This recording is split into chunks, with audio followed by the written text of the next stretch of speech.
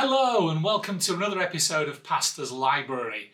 This is the channel where we discuss everything to do with theology books, giving you tips and insights perhaps into what might one day enrich your bookshelf but is maybe now inhabiting the reading lists of a seminary course, of a bachelor's or master's degree, or indeed maybe we're talking about books you've just seen on someone else's bookshelf. So today I want us to talk about Bible dictionaries. Now, we have on another episode talked about dictionaries of theological terms, but this is not that. This is a dictionary as a general resource to your Bible reading that will help you understand key words and see what they mean in the context in which you're reading them. I've got 4 main Bible dictionaries that I want to share with you today. I think there's a HarperCollins one which I don't have, and there's a Holman Illustrated Bible Dictionary which I don't have either, both of which might be worth considering. But the 4 that I have today are going to be based on the ones that I use myself and that I have found to be very helpful indeed. Now I'm going to start with the one that I've had in my library for the longest, which is Unger's Bible Dictionary, or in my case, the new Unger's Bible Dictionary, or to be more exact, the not so new Unger's Bible Dictionary, because this was a 1988 version. At over 1,400 pages, it seems to me to have grown by about 10 pages if you buy the more recent version, but clearly this is still a very viable book. Now, this sort of size of dictionary is the sort of thing you need if you're going to have any hope of getting anywhere when searching for Bible words. This is assuming, of course, we ignore for the moment the internet. Because compact Bible dictionaries are just that, they're compact. It's not that they have the same amount of words squeezed into a smaller space, otherwise nobody would be able to read them, irrespective of whether or not you're under 50. This is because they are abridged, they are compact in the number of entries in them.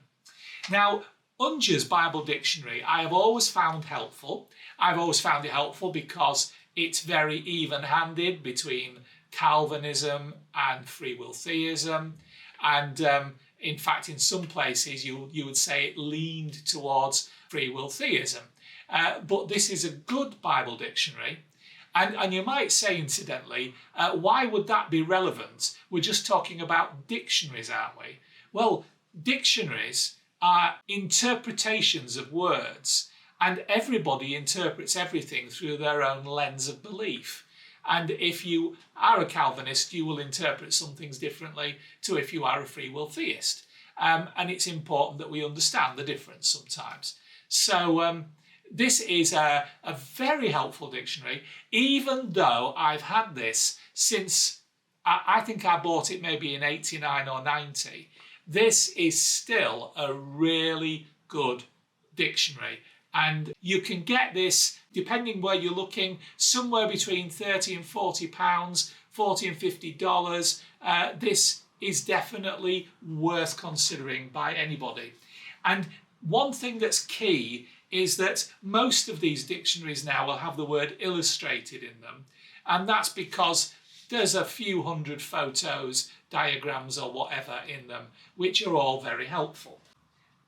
The one that I automatically think of, even though Unger's is the one I've used the most over the years, the one that I automatically think of is Nelson's Illustrated Bible Dictionary.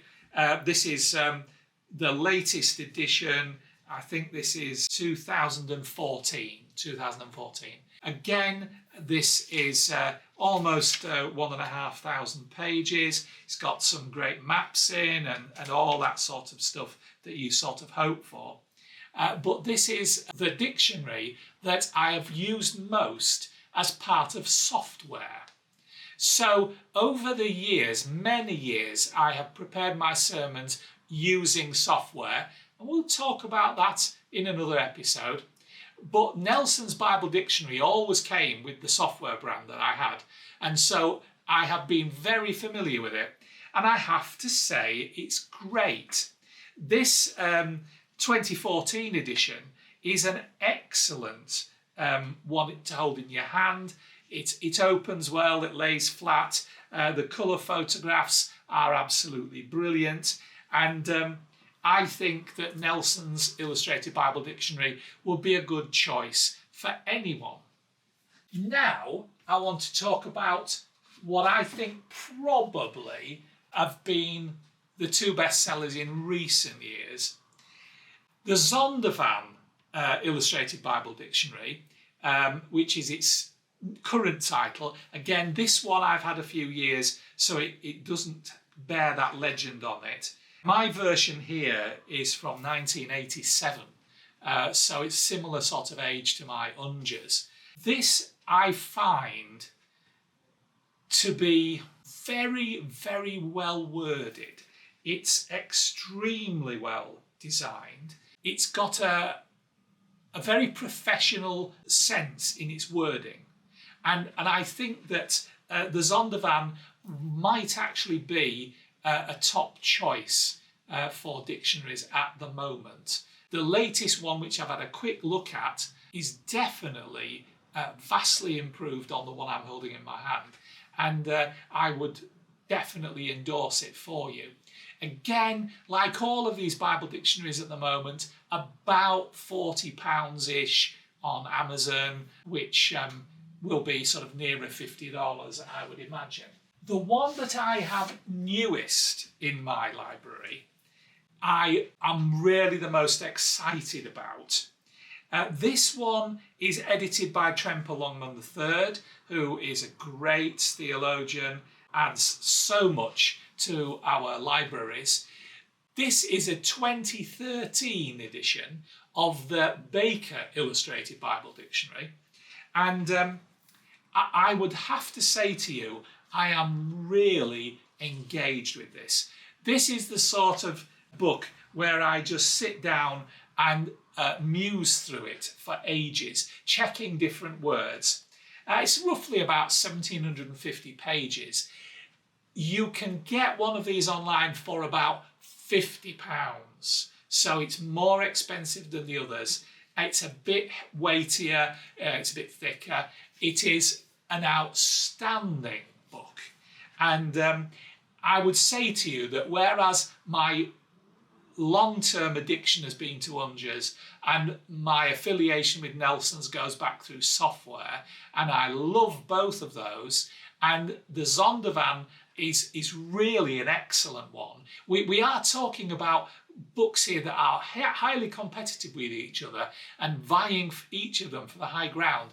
But I have to say to you, the Baker Illustrated, I think, is the one that I would pick of the four ongoing on my bookshelf. And I think you can feel the fingertips of Tremper Longman III in this. His editing is excellent, and I think that he has cast a long shadow over this book, giving it a great deal of credibility.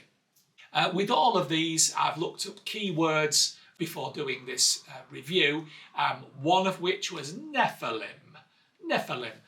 Now, they all have an appropriate definition for Nephilim, and you will see the understanding of the authors for that particular word, how they differ, although most of them will offer alternative understandings. But this is a book which is very, very clear, and I find it very helpful. I've also looked up the sovereignty of God in all of them, and other keywords just to see the differences. And what's absolutely clear is the differences are there. And so I suppose what I'm saying to you is, right now, I think the Baker Illustrated is my first choice. But I wouldn't want to depend on it solely. I think having two Illustrated Bible Dictionaries in your library shelves might be a good idea. But of course, if you've got one and it's scratching the itch, why invest money in two? And I can't disagree with that. But it's the sort of thing which, if you see one reduced somewhere, maybe in a second-hand bookstall, it's maybe worth keeping your eyes out for one of the other ones as a backdrop, because you will see differing understandings of what these words mean. And of course, that isn't always because one person has a greater training than another. It's often because Bible words and Bible places and Bible names are not always fully understood by us.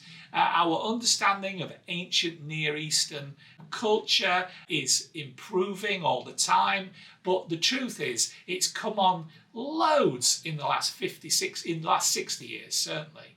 And I would suggest to you that you can't expect everybody to have the same access to the same research, which may influence dictionary entries. So, final word on this. Baker is my favourite. These other three are all viable. They're all excellent. Personally, I would like to keep two of them if I could, but don't forget Holman, because Holman usually offer a good product. I just haven't seen that yet. All I'm saying to you is probably we all need an illustrated Bible dictionary for some things sometimes. And if for no other reason, to wedge a door shut in the cold drafts of winter. So that's my comment on illustrated Bible dictionaries. I hope that's helpful. Please give us a thumbs up on YouTube. Please subscribe and click on the bell. And all that will do is it will make sure that you get to know when we release another episode of Pastor's Library. And it will also help the algorithm, which will help everybody in the end. Thank God for the algorithm. God bless you and see you next time. Bye.